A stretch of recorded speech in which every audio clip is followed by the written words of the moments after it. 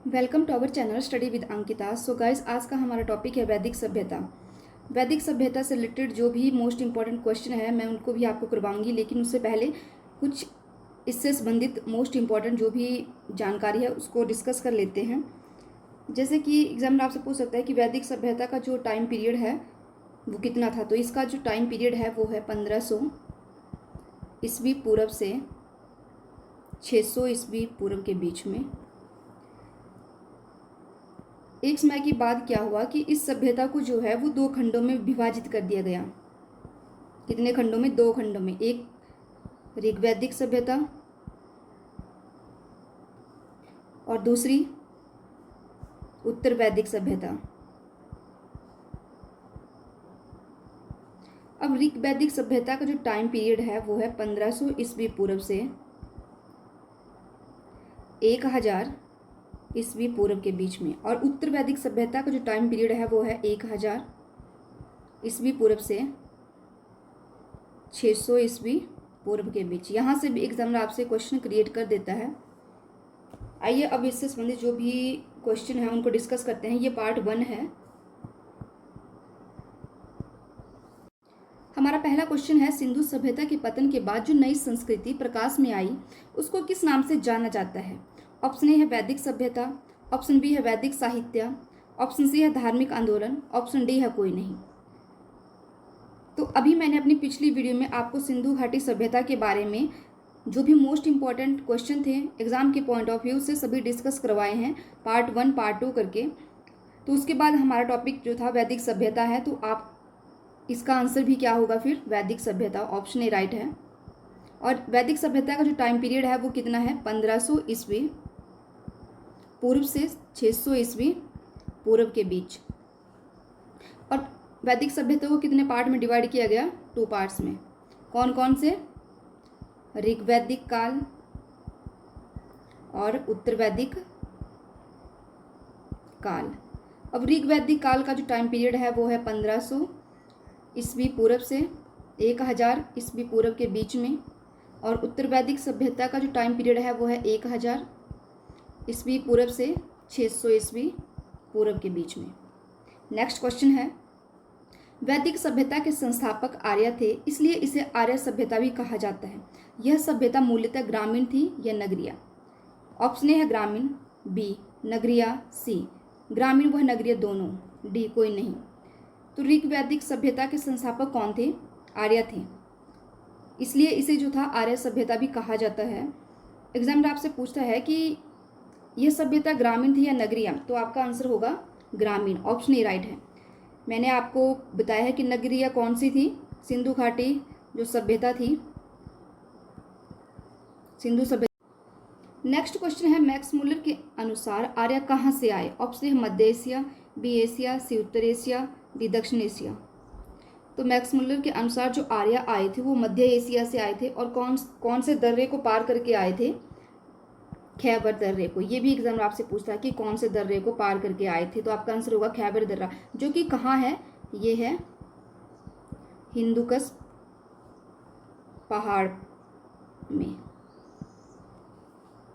Next question है, वैदिक सभ्यता को कितने कालखंडों में विभाजित किया गया? तो मैंने आपको शुरू में ही बताया कि वैदिक सभ्यता को जो है वो 2 खंडों में जो था वो डिवाइड किया गया। एक तो थे ऋग्वैदिक और दूसरे उत्तर वैदिक। तो आपका आंसर होगा 2, ऑप्शन बी राइट है। नेक्स्ट क्वेश्चन है, मानव जाति का प्रथम ग्रंथ किसे कहा जाता है?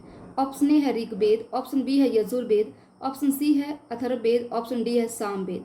तो मानव जाति का जो प्रथम ग्रंथ माना जाता है वो ऋग्वेद को माना जाता है। ऑप्शन ए राइट है। तो ऋग्वेद में कितने जो हैं मंडल हैं, ये भी क्वेश्चन आपसे क्रिएट किया जाता है। 10 मंडल हैं, और 10 ठाई जो हैं वो श्लोक हैं, एंड 10,600 जो हैं ये मंत्र हैं। ये भी आप नोट कर लें। नेक्स्ट क्वेश्चन है, ऋग्वेद की मूल लिपि क्या है? ऑप्शन ए है ब्राही, ऑप्शन बी है संस्कृत, ऑप्शन सी है हिंदी, ऑप्शन डी है कोई नहीं। तो इसको ऑप्शन ए राइट है। नेक्स्ट क्वेश्चन है, ऋग्वैदिक काल में आर्यों का आरंभिक व्यवसाय क्या था? ऑप्शन ए है कृषि, बी पशुचारण, सी दोनों, डी कोई नहीं। तो ऋग्वैदिक काल में जो आर्यों का आरंभिक व्यवसाय था वो कृषि था, पशुचारण था, ऑप्शन बी राइट है। और ये पूछता है कि गौण कौन सा था, गौण व्यवसाय, तो आपका आंसर होगा कृषि। नेक्स्ट क्वेश्चन है, ऐत्रेयन ब्राह्मण ग्रंथ किस वेद से संबंधित है? ऑप्शन है ऋग्वेद, ऑप्शन बी है सामवेद, ऑप्शन सी है यजुर्वेद, ऑप्शन डी है कोई नहीं। तो ऐसे 4 जो वेद हैं, कौन कौन से वेद हैं हमारे, उनके आगे जो हैं वो ब्राह्मण ग्रंथ हैं। तो इनको पहले हम डिस्कस कर लेते हैं, उसके बाद इस क्वेश्चन को करते हैं। पहला है ऋग्वेद, मैं इनको आपको सबको ट्रिक के माध्यम से बताऊंगी। ऋग्वेद, फिर सामवेद, उसके बाद है यजुर्वेद, और उसके बाद है अथर्ववेद। अब इसके लिए मैं आपको ट्रिक बताती हूँ, आपको ध्यान रखना है। 1, 5, ये 5 मैंने ऐसे लिख दिया, ऐसे इसको पढ़ना है। 5 ज का मतलब ज से है। 1, 5, 30 गो। तो कौन कौन से ब्राह्मण ग्रंथ हुए फिर? 1 से क्या आ गया? ऐत्रेयन ब्राह्मण ग्रंथ। और क से कौन सा? नेक्स्ट कौशितकी ब्राह्मण ग्रंथ। इसी तरह प से कौन सा आ गया? षष्ठविश। और च से, जिसको हम ज रिलेट करेंगे, तो ये है जैमिनीय ब्राह्मण ग्रंथ। 30 में त से तैंतरीय ब्राह्मण ग्रंथ, और स से सपत ब्राह्मण ग्रंथ। गो से गोपत ब्राह्मण ग्रंथ। तो इस तरह हमारा आंसर ऑप्शन ए राइट होगा ऋग्वेद से। नेक्स्ट क्वेश्चन है, ऋग्वेद की किस ईरानी ग्रंथ के साथ समानता पाई जाती है? ऑप्शन ए है वेद अवेस्ता, ऑप्शन बी है मनुस्मृति, ऑप्शन सी है रामायण, ऑप्शन डी है महाभारत। तो इसको ऑप्शन ए राइट है, वेद अवेस्ता से। बात जब रामायण की है तो इससे रिलेटेड भी कुछ फैक्ट्स डिस्कस कर लेते हैं। एग्जाम आपसे पूछ सकता है कि रामायण की जो रचना है किसने की थी? तो ये की थी वाल्मीकि जी ने रचना। और मूलतः इसमें कितने श्लोक थे? एचपी टैट में मैक्सिमम टाइम ये क्वेश्चन पूछा गया है, मूलतः श्लोक। तो मूलतः जो थे वो 6000 श्लोक थे, फिर उसके बाद बढ़कर 12000 श्लोक हो गए, फिर 24000 श्लोक हो गए, और अब जो हैं 24000 श्लोक हैं। इसी तरह महाभारत की जो रचना है किसने की थी? महर्षि व्यास जी ने। और मूलतः इसमें कितने श्लोक थे? मूलतः श्लोक ये थे 8800 श्लोक। और उसके बाद जब इसे जो है वो क्या, इसे जय संहिता के नाम से भी जाना जाता है,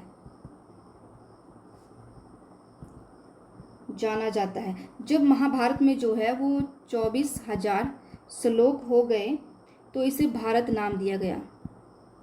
अब जो है महाभारत में जो श्लोकों की संख्या है वो 1,00,000 है, और ये कब बढ़ी थी? गुप्त काल में।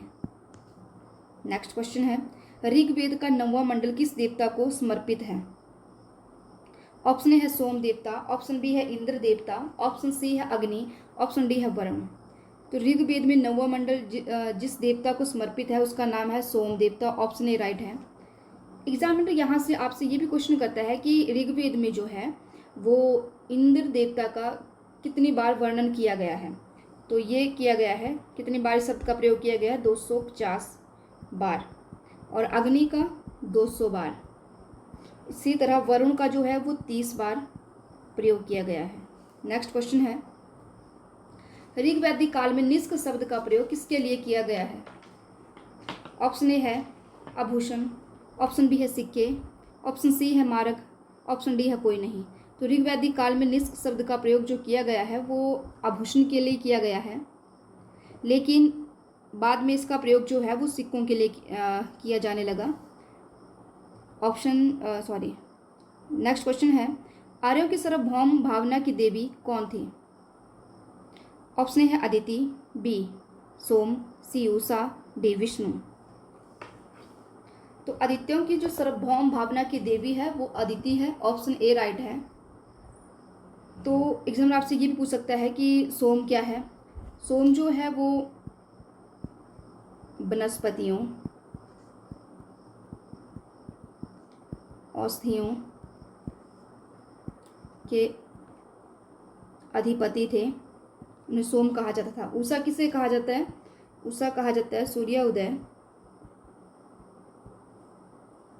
पूरब की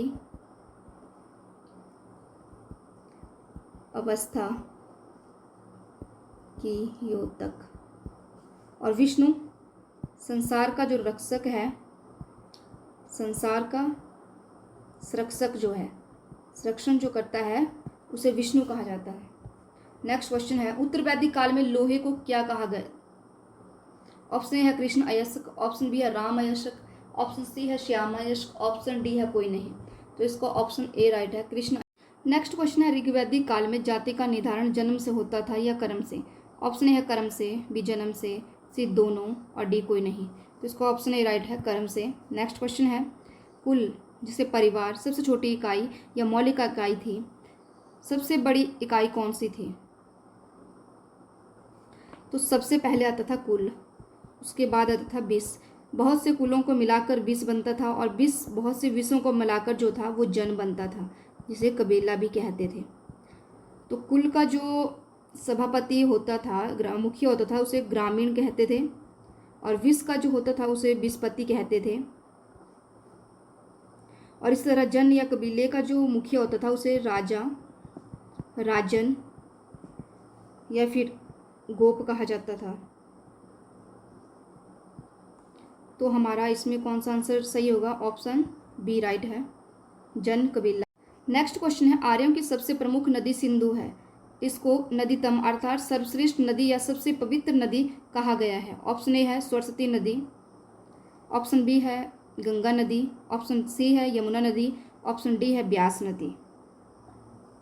तो इसका ऑप्शन ए राइट है, सरस्वती नदी। ऋग्वैदिक काल में जो है गंगा का वर्णन किया गया है 1 बार और यमुना का 3 बार। नेक्स्ट क्वेश्चन है, ऋग्वेद के किस मंडल में पुरुष सूक्ति का वर्णन मिलता है? ऑप्शन ए है 10वें, ऑप्शन बी है 9वें, ऑप्शन सी है 11वें, ऑप्शन डी है 12वें। तो ऋग्वेद के जो 10वें मंडल में है वो पुरुष सूक्ति का वर्णन मिलता है, ऑप्शन ए राइट है। नेक्स्ट क्वेश्चन है, ऋग्वैदिक काल में गोधूलि किसे कहा जाता है? ऑप्शन है संध्या का समय, बी रात्रि का समय, सी धनी व्यक्ति को और डी गभयुति को। तो ऋग्वैदिक काल में जो गोधूलि है वो कहा जाता था संध्या का समय को, ऑप्शन ए राइट है। और एग्जामिनर आपसे ये पूछ सकता है ऋग्वैदिक काल में गोमत किसे कहा जाता था? तो ये कहा जाता है धनी व्यक्ति को, और गभयुति किसे कहा जाता है? दूरी के मापक। नेक्स्ट क्वेश्चन है, वैदिक काल में अमाजु किसे कहा जाता था? ऑप्शन ए है आजीवन अविवाहित विदुषी स्त्रियां, ऑप्शन बी है धनी व्यक्ति, ऑप्शन सी है श्याम अयस्क, ऑप्शन डी है लोहित अयस्क। तो अमाजु जो कहा जाता था वो कहा जाता था आजीवन अविवाहित विदुषी स्त्रियां, ऑप्शन ए राइट है। धनी व्यक्ति को क्या कहा जाता था? गोमत, मैंने अभी आपको ये बताया। और श्याम अयस्क किसे कहा जाता था? लोहे को। और तांबे को क्या कहा जाता था? लोहित अयस्क। Thanks for watching. जल्द ही मैं इसका पार्ट 2 जो है वो लेके आऊँगी।